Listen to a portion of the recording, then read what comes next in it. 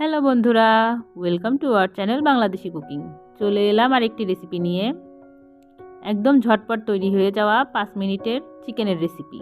তো এইখানে আমি বড় বড় করে 4 পিস চিকেন নিয়ে নিয়েছি। আপনারা আপনাদের ইচ্ছা মতো নিতে পারেন। তো এবার এতে দিয়ে দিয়েছি থেতো করা পেঁয়াজ, রসুন, আদা ও কাঁচামরিচ দিয়ে খুব ভালো করে মেখে নিয়েছি। এবার দিয়ে দিচ্ছি পরিমাণ মতো লবণ, হলুদের গুঁড়া ও টমেটো সস। এখানে টমেটো সসটাই দিতে হবে। আর এই অল্প মশলাতেই এই চিকেনটা রান্না হয়ে যাবে আর খুব ঝটপট রান্না হয়ে যাবে। আবারও মেখে নিচ্ছি।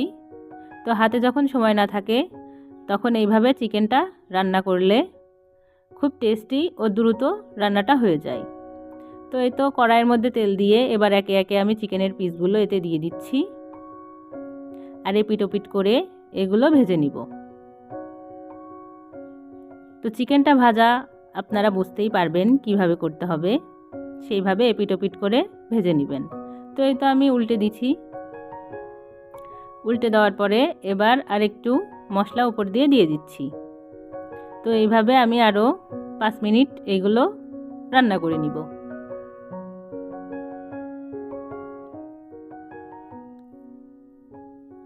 তো এই তো আমার রান্নাটা প্রায় কমপ্লিট। চলুন এবার নামিয়ে সার্ভ করা যাক। তো এই তো এটা ফাইনাল লুক। এইভাবে আপনারা হাতে যখন সময় কম থাকে তখন রান্না করে দেখতে পারেন, খেতে অসম্ভব বেশি টেস্ট হয়।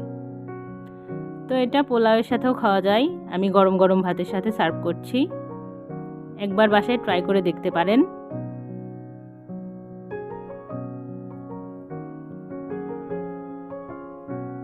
ক্লান্ত দিনে এমন একটি রান্না আপনারা করেই দেখতে পারেন, খুব টেস্ট হয়। তো এই তো আমার এই রেসিপিটা যদি ভালো লাগে চ্যানেলের সাথেই থাকবেন। Do like, subscribe.